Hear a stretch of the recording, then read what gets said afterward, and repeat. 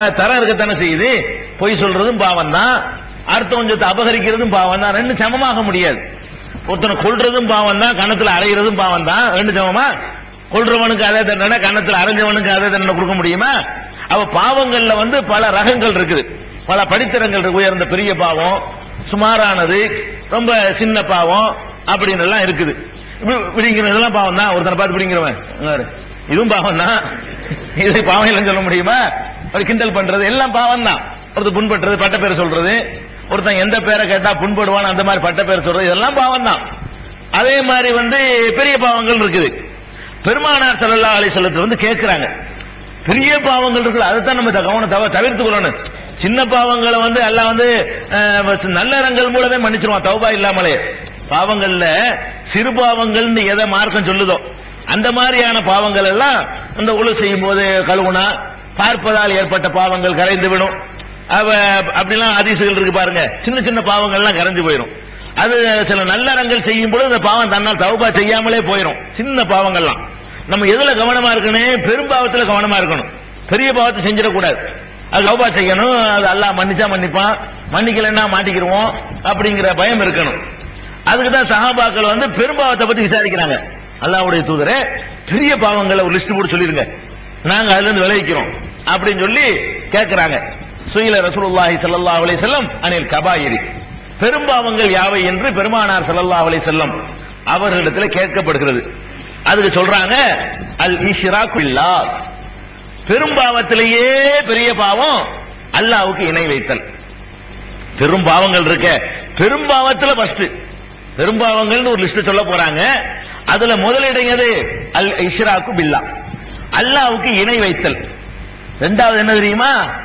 உக்கூகுல் வாலிதைனி, பெற்றோரை தொந்தரவு கொடுக்கிறது பாருங்க, நோயினைப்படுத்துறது, அது இரண்டாவது. அல்லாஹ்வும் சொல்றான் வணக்கத்து, அல்லாஹ் வணங்குறதுக்கு அடுத்து பெற்றோருக்கு செய்யற உதவிகளை செய்வது இரண்டாவது இடம். பாவத்தில் செய்யும்போது இரண்டாவது வந்துருது. எப்படி வணக்க நல்ல விஷயங்கள் எடுத்துக்கொண்டால் அல்லாஹ்வுக்கு அடுத்தபடியாக பெற்றோருக்கு வந்துருதோ, அதே மாதிரி பாவத்தில் எடுத்துக்கிட்டீங்கன்னா ஃபர்ஸ்ட் அல்லாஹ்வுக்கு இணை வைக்கிறது, அது பெரிய பாவம். அடுத்தது எது? அதான் ஷிர்க்குக்கு அடுத்துங்க. அல்லாஹ்வுக்கு உள்ளதெல்லாம் கூட தாண்டி வருது பாருங்க. ஷிர்க்குக்கு அப்புறம் வேற பாவங்கள் இல்லையா? தொழுகை விடுறது பாவம் இல்லையா? நோன்பு விடுறது பாவம் இல்லையா? சக்தி இருந்தும் ஜக்காத்து கொடுக்காம இருக்கிறது பாவம் இல்லையா? ஹஜ்ஜுக்கு பாவமா இருக்கிறது அதெல்லாம் பாவம் தானே. அல்லாஹ் ரசூல் ஸல்லல்லாஹு அலைஹி வஸல்லம் ஷிர்க்குக்கு அடுத்து இந்த வணக்கங்களை கூட சொல்லல. ஷிர்க்குக்கு அடுத்தபடியாக தொழுகையை விடுவது அடுத்தபடி உள்ளது, அடுத்து நோன்பை விடுவது, அதுக்கப்புறம் ஜக்காத்து கொடுக்காம இருப்பது, அதுக்கப்புறம் ஹஜ். இதை சொல்லிட்டு வந்தா கூட இறை வணக்கம் இன்னும் மிச்சம் இருக்குது. இறைவனுக்கு இணை வைத்ததை தாண்டி அடுத்து எங்க வந்துடுறாங்க ரசூல் ஸல்லல்லாஹு அலைஹி வஸல்லம்? அல் இஷ்ராக்கு பில்லாஹ் வ உக்கூகுல் வாலிதைனி, பெற்றோருக்கு நோவினை அளிப்பது இரண்டாவது பெரிய பாவம். அப்ப இறைவன் எப்படி பார்க்கிறான்னு பாருங்க. இந்த மனித சமுதாயம் நன்றி உள்ளவர்களாக இருக்கணும். அவர்கள் உருவாவதற்கு யார் காரணகர்த்தாவா இருந்தாங்களோ அவர்களுக்கு துரோகம் செஞ்சிடக்கூடாது அப்படிங்கிறதுக்காக இதுல அல்லாஹ்வுக்கு என்ன இருக்குங்க? நீ பாட்டுக்கு எனக்கு ரெண்டு கும்பிட போட்டு போடா, அவன் என்ன, நீ பெற்றோரை கவனிச்சா என்ன, கவனிக்காட்டி என்ன, அப்படித்தானே சொல்லணும். இறைவனுக்கு என்ன? அதனால என்ன அவனுக்கு என்ன? உங்க பெற்றோரை நீ கவனிச்சா அவனுக்கு என்னென்ன? உங்க பெற்றோரு நீங்க கவனிச்சா நீங்க உங்க பெற்றோரை கவனிச்சுக்கிட்டீங்க. இதுல அல்லாஹ்வுக்கு என்ன இருக்குன்னா? அப்படி பார்க்கிற இறைவன் இல்ல. இறைவன் அப்படி பார்க்க மாட்டேங்கிறான். எனக்கு இணை வைக்கிறது செய்யலையா, அடுத்து நீ கவனம் செலுத்த வேண்டியது பெற்றோர் விஷயத்தான். நாங்க ஷிர்க்கெல்லாம் விட்டு விலகிட்டோம். சரி, உங்க அத்தா எங்க? அவரு இந்த ரோட்ல உட்காந்துருப்பாரு. உங்க வீட்டுல உங்க அத்தா வச்சு சோறு போட முடியல, என்ன ஷிர்க்கு செய்யலைங்கிற எல்லாரும் தப்பிச்சுக்கிற முடியுமா? வீட்டுல வச்சு அத்தாவுக்கு சோறு போட மாட்டாரா? இவர் என்ன செய்யறாரு? நான் பர்ஃபெக்ட் சுத்தமா இருக்கிறேன், நேரடி சொல்றேன், எனக்கு எங்க கிடைக்குங்கிற. அப்ப ரசூல் ஸல்லல்லாஹு அலைஹி வஸல்லம் கேட்கிறாங்க, அதாவது அமல்களிலேயே சிறந்த அமல்களுக்கு வர்றாங்க. அடுத்து அமல்களிலேயே சிறந்த அமல் எது? ரசூலுல்லாஹ்ட்ட கேட்கிறாங்க. உரிய நேரத்தில் தொழுவது, வக்துல தொழுவது, அமல்கள் அகீதா விட்டு அமல்களுக்கு வர்றாங்க. ஃபர்ஸ்ட் தொழுவது. சும்மா ஐயுன், அடுத்தது எது? பிருல் வாலிதைனி, அதுக்கப்புறம் பெற்றோர் பேன்றதுதான். எங்க கொண்டு நிப்பாட்டுறாங்கன்னு பாருங்க. ஒரு 50வது இடத்துல, 25வது இடத்துல, ஒரு 10வது இடத்துல வைக்கல. எதை சொன்னாலும் அடுத்தது பெற்றோர் பேணுவது, அடுத்து முடியாந்துருது. அப்ப எப்படி பின்னது பாருங்க இந்த இஸ்லாமிய மார்க்கம். இபாதத்து வேற, இது வேற, உனக்குள்ள விஷயம் வேற, எனக்குள்ள விஷயம் நல்லா பிரிக்க மாட்டேங்கிறான். எதெல்லாம் மனித குலத்துக்கு நல்லதோ, எதெல்லாம் மனித சமுதாயம் மோட்சமாக இருப்பதற்கு சிறந்ததோ, அதையெல்லாம் என்னமோ அல்லாஹ்வுக்கு செய்யற மாதிரி அவன் எடுத்துக்கிட்டு உன்னோட ஒண்ணு பின்னிக்கிட்டு சிறுக்கு அடுத்து இதான், அதுக்கு அடுத்து இதை செஞ்சிடாத, எனக்கு செய்யறத விட்டு அதுக்கு அங்க போயிடாத அப்படிங்கிற அளவுக்கு எல்லாத்தையும் கலந்து கலந்து கலந்து இந்த மார்க்கம் தான் சொல்லுது. பெருமானார் ஸல்லல்லாஹு அலைஹி வஸல்லம் சொன்னாங்க,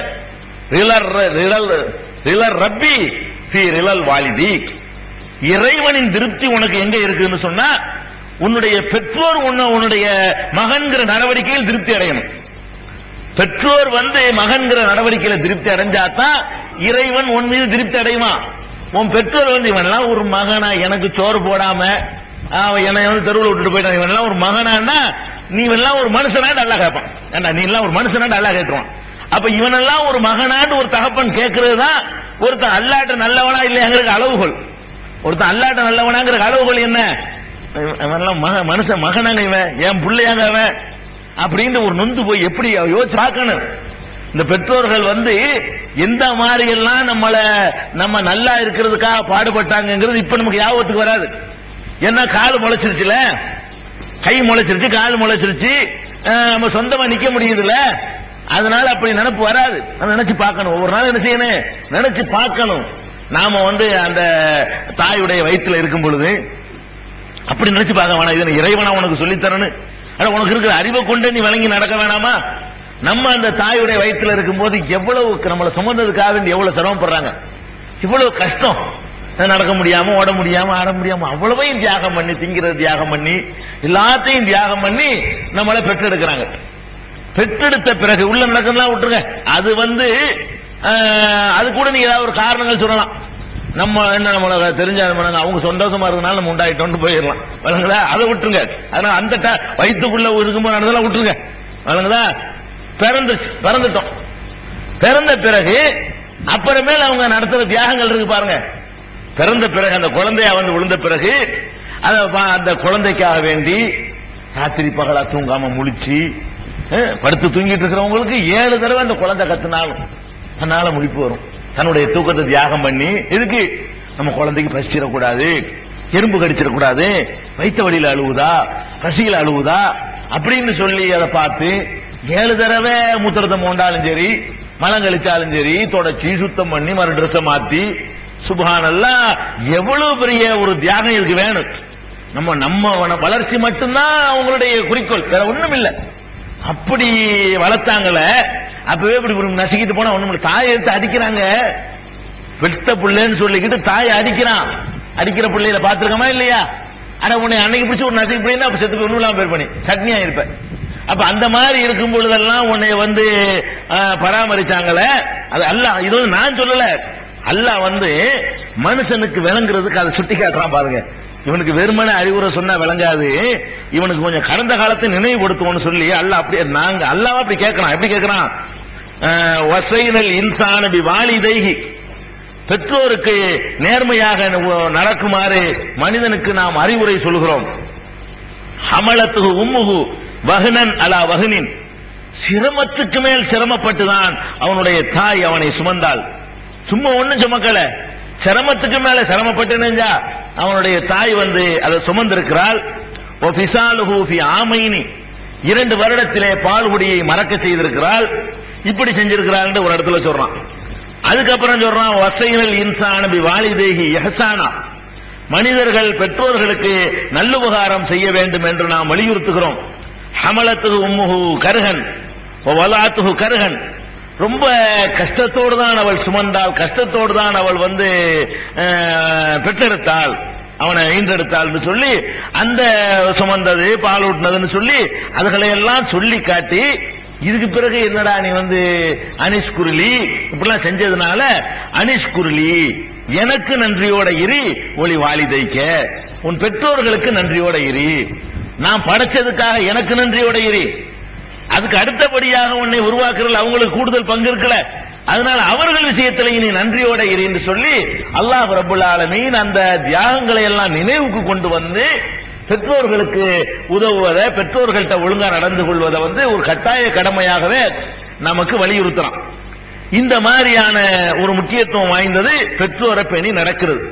பெருமானார் ஸல்லல்லாஹு அலைஹி வஸல்லம் சொன்னாங்க, மறுமை நாள்ல 3 பேரை அல்லாஹ் ஏறெடுத்து பார்க்க மாட்டானா. இந்த காபிரை இல்ல, முஸ்லிமா வாழ்ந்துட்டு போறான் அவன்ல, முஸ்லிமாவே இருந்துட்டு போறான்னு அவன்ல 3 பேரை ஏறெடுத்து பார்க்க மாட்டானா. அது யாரு 3 பேர்னு கேட்டா, சலாஹத்துன் லா யன்துருல்லாஹு அஸ்ஸ வஜல்ல இலைஹிம் யௌமுல் கியாமா. கியாமத் நாள்ல அந்த 3 பேரை ஏறெடுத்து பார்க்க மாட்டான். அதுல ஃபர்ஸ்ட் யாருன்னு கேட்டா, அல் ஆக்குலி வாலிதைஹி, பெற்றோரை நோவினை செய்யறவன், மனம் புண்படும்படி நடந்து கொள்றவன் தான் அதுல முதல் இடத்துல வர்றான். வல் மர்அத்துல் முத்தரஜ்ஜிலா, இரண்டாவது இடம் என்னன்னு கேட்டா, ஆண்களை போல நடந்து கொள்ளும் பெண்கள், ஆண்களை போலவே நடந்து கொள்ளக்கூடிய பெண்கள், ஆண் தன்மையோடவே காட்டிக்கிறா பாருங்க எல்லாத்துலயும். ஆணுக்குண்டு சில தன்மைகள் இருக்கு, பெண்ணுக்குண்டு சில தன்மைகள் இருக்கு. அவங்களுடைய இயற்கை தன்மைக்கு மாற்றமாக என்ன செய்யக்கூடாது, அவங்க நடக்கக்கூடாது. ஆம்பளை சேலை கட்டுவது எப்படி கேவலமானதோ அதே மாதிரி தான் ஆணுக்குண்டு உள்ள உடைய பெண்ணு போட்டுட்டு வர்றது, இந்த மாதிரிலாம் எல்லா வகையிலையும் ஆம்பளை மாதிரி நடந்து கொள்வது அது கூடாது. ஒவ்வொருத்தருடைய இயற்கை உணர்வுகளை அனுசரித்து என்ன செய்யணும், அவங்க நடந்து கொள்ளணும், அந்த உடலமைப்பை அனுசரித்து. இரண்டாவது, இறைவனால் வெறுக்கப்படக்கூடியவர்கள் ஆண்களை போல நடக்கக்கூடிய பெண்கள். மூணாவது ஒரு துயூஸ், மூணாவது யாருன்னு கேட்டா, சுரணை இல்லாமல் இருக்கக்கூடியவன். ரோசம், ரோசத்துக்கு இஸ்லாத்துல ரொம்ப முக்கியம் இருக்கு. ஒருத்தன் முடிச்சு என்ன செய்யறான், அதாவது நாக்கு பிடிக்க சாவற மாதிரி திட்டுறான், அவளையும் வாங்கிட்டு ஒரு 10 ரூபா கொடுங்க. இவனை அல்ல ஏடுத்து பார்க்க மாட்டான், இவன் மனுஷனா இவன். ஆனா அவ்வளவுக்கு பேசுறப்ப அப்புறம் 10 ரூபா போயிட வேணாமா, சிறுப்பால் அடிச்சாலும் 50 காசு கொடுங்க பரவாயில்ல. இப்படி இருக்கான் பாருங்களேன். என்ன மாதிரி பேசினாலும் சரி, என்ன மானம் போற மாதிரி கேட்டாலும் சரி, அது ரோச உணர்வு மனுஷனுக்கு இருக்கணும். ரோசங்கிற ஒரு சிறந்த பாராட்டத்தக்க ஒரு அம்சம், அது எல்லா மனுஷன்ட்டும் இருக்கணும். இந்த ரோச உணர்வு இருந்தவன் தான் சுத்தமா நடப்பான்.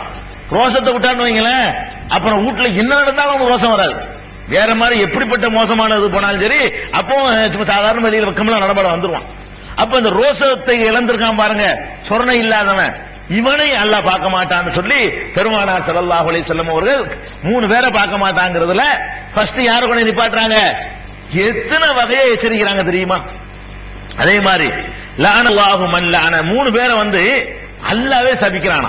அதாவது மற்றதெல்லாம் ரசூலுல்லாஹ் சபிச்சிருக்காங்க நம்ம கேட்டு பெற்றுக்கிறோம். அல்லாஹ் 3 பேரை சபிக்கிறானா. அல்லாஹ் 3 பேரை நாசமாக்கணும்னு தீர்மானம் பண்ணிவிட்டானா. அது 3 பேருக்கு யாரு, இது சஹீஹ் முஸ்லிம்ல வரக்கூடிய ஆதாரப்பூர்வமான ஹதீஸ். லஅனல்லாஹு மன் லஅன வாலிதஹு, யார் பெற்றோரை சபிக்கிறானோ, பெற்றோரை சபிக்கிறான் பாருங்க, அவனை அல்லாஹ் சபிக்கிறான், அல்லாஹ் நாசமாக்குறான். லஅனல்லாஹு மன் ஸபஹ லிகைரில்லாஹ், அல்லாஹ்வை தவிர மற்றவர்களுக்கு அறுக்கிறான, நாவூர் ஆண்டவருக்கு அறுத்து பலியிடுறான, மைதீன் ஆண்டவருக்கு ஆட்ட அறுக்கிறான, அவனையும் அல்லாஹ் சபிக்கிறான். 3 பேரை அல்லாஹ் சபிக்கிறானா. அதுல முதல் ஆள் யாருன்னு கேட்டா, இவன் பெற்றோரை ஒழுங்கா நடத்தாதவன். இரண்டாவது ஆள் யாருன்னு கேட்டா, லஅனல்லாஹு மன் ஸபஹ லிகைரில்லாஹ், அல்லாஹ்வை தவிர மற்றவர்களுக்காக வேண்டி அறுத்து பலியிடுறான, அவன் அல்லாஹ் நாசமாக்குறான், சபிக்கிறான், அவன் அல்லாஹ்வுடைய சாபத்துக்கு உரியவன். மூணாவது யாரு அப்படின்னு கேட்டா, லஅனல்லாஹு மன் ஆவா முஹ்திஸன், இஸ்லாத்துல புதுசு புதுசா உண்டாக்குறான் பாருங்க, அவனுக்கு அடைக்கலம் கொடுக்கிறவன், அவனுக்கு உறுதுணையா நிக்கிறவன். இஸ்லாத்துல இல்லாத உண்டாக்குனான்னு சொன்னா, அவனுக்கு உறுதுணையாக ஒத்தாசையாக அடைக்கலமா யார் இருக்கிறானோ அவனையும் அல்லாஹ் சபிக்கிறான். இன்னொரு ரிவாயத்துல 4, 3 பேருக்கு பதிலா 4 பேர் வருது. அந்த 4வது யாருன்னு கேட்டா, லஅனல்லாஹு மன் கய்யர மனார் அர்லி, பூமியில நம்ம வாழக்கூடிய உலகத்துல ஒவ்வொரு இடங்கள்லயும் சில அடையாள குறிகளை மனுஷன் ஏற்படுத்தி வச்சிருக்கிறான் பூமிக்குன்னு சொல்லி. அந்த அடையாள சின்னங்களை மாத்திரக்கூடாது. அடையாள சின்னங்களை மாத்திரவன அல்லாஹ் சபிக்கிறானா. இப்ப கும்பகோணோடு அப்படி இப்படி போட்டிருப்பான் அம்புகுறி, இவன் போய் இப்படி திருப்பி போட்டு வந்துட்டான்னு வைங்க, கும்பகோணம் இங்கிட்டு போயிருவான். எல்லாரும் இப்படி போயிட்டு இருக்கும் ரோட்ல கை காட்டி மாதிரி வச்சிருப்பாங்க, கும்பகோணம் போட்டு அம்புகுறி இப்படி போட்டிருப்பான். சில பேர் வேண்டாம் என்ன செய்வான், அப்படி திருப்பி இங்கிட்டு விட்டு போயிருவான். போஸ்டர் ஓட்டுற மறைக்கிறது, வேகமா வெளியூர்காரன் வருவான், நள்ளிரவு யார்கிட்ட போய் வழி கேட்பான், அப்படி கேட்க கூடாது. ரோடு பூரா ஒட்டி வச்சுக்கிறாங்க. ரோடு பூரா அந்த போடுறது இருக்கு, இந்த இடத்துல பாலம் வருகிறது, இந்த இடத்துல வளைவு இருக்கிறது, அபாயகரமான வளைவு ஒரு இடத்துல இருக்கும், அதுல நச்சுன்னு போய் போஸ்டர் ஓட்டிட்டான்.